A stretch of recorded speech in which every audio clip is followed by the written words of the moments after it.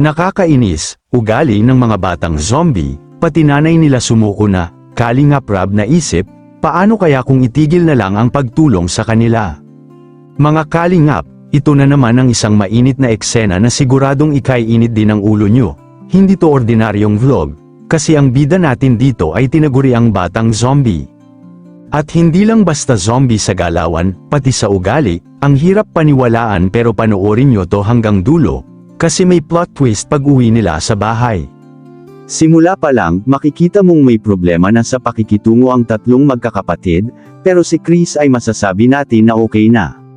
Tahimik, oo, pero yung tipong wala talagang respeto sa kausap, kahit kay Kalingap Rab na nga, di man lang marunong mag-appreciate. Yung audience, galit na rin, imagine mo, tinutulungan ka na, binibigyan ng pagkain, sinasamahan, tapos parang wala ka lang, para ka lang tinitigan ng zombie, walang salamat, walang ngiti, nakakainis, di ba?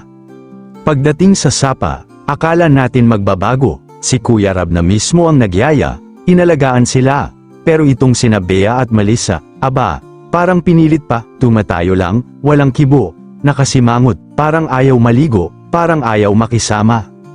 Yung mga tumutulong pa ang napapagod, pero itong mga batang zombie, parang sila pa ang may karapatang umarte ng ganyan, grabe di ba?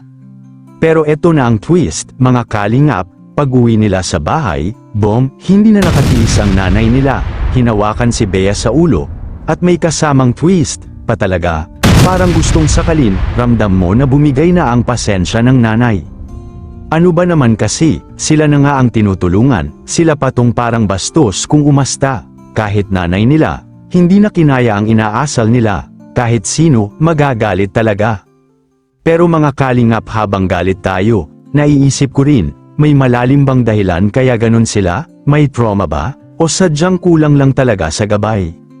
Importante rin sigurong maipakita sa kanila ang tamang values, hindi lang puro tulong, kundi may kasamang pagtuturo ng respeto at pagtanaw ng utang na loob. Ending real talk ito, kaya sa inyo, mga kalingap, anong masasabi nyo sa mga batang zombie? Tama bang hinawakan sila ng nanay sa ulo na parang gusto na ring manakit, o may ibang dapat gawin para matuto sila? E-comment nyo sa baba, at kung na-stress din kayo sa panonood, like nyo na tong video, don't forget to subscribe, dahil may mga susunod pa tayong kwentong mas nakakagulat pa tungkol sa mga batang zombie. Hanggang sa muli mga kalingap, respeto't kabutihan, yan ang tunay na kalingap.